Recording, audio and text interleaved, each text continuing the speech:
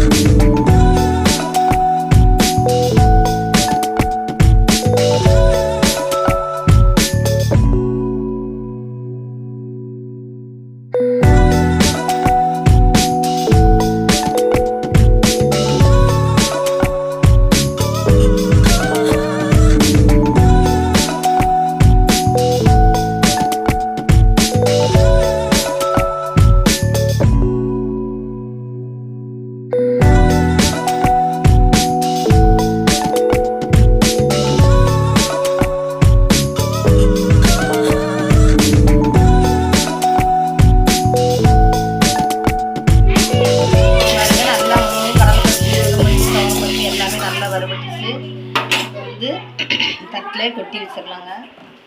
படுப்பில் வந்து எடுக்கிறேன்.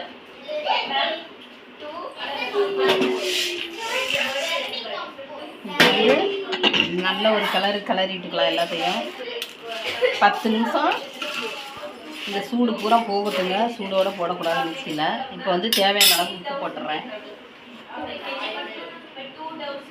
தேவையான அளவு உப்பு.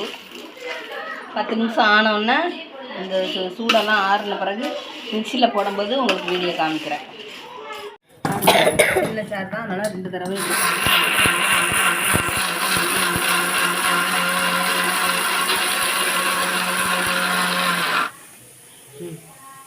பாருங்கள். எல்லாமே போட்டு நல்லா பொடி பண்ணி வச்சுங்க. நல்லா வாசம் கம்மன்னு அடிக்குதுங்க.